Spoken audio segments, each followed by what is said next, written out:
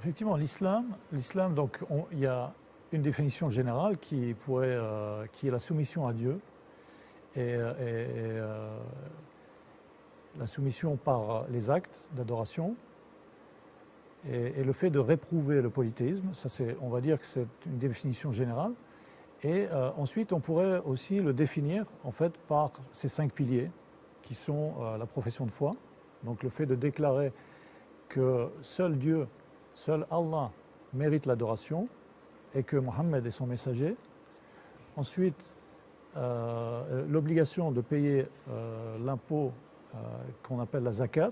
Donc c'est un impôt obligatoire de 2,5% sur les montants thésaurisés pendant une année. Ensuite, le jeûne du Ramadan.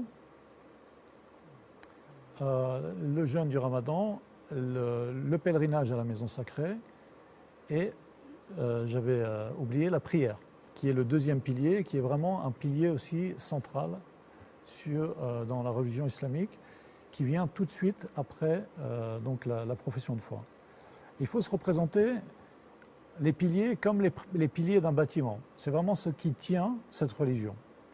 Et sa porte d'entrée, c'est le premier pilier, donc la profession de foi.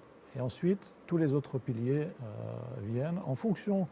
Donc la prière, c'est 5 fois par jour. Si donc on est capable, on la fait debout. Si on est on est par exemple malade ou infirme, on la fait assis ou même couché. Donc on a très peu d'excuses pour éviter les prières.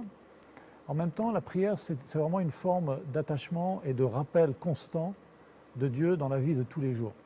Et ça, je pense que c'est quelque chose qui est très fort, parce qu'aujourd'hui, on est constamment en fait, accaparé par les choses de ce bas monde, de la vie mondaine, et on a vraiment besoin de ce lien avec Dieu, donc ce lien direct, on s'adresse à Dieu dans sa prière, et c'est quelque chose qui maintient la foi dans un état élevé et qui entretient la foi quotidiennement.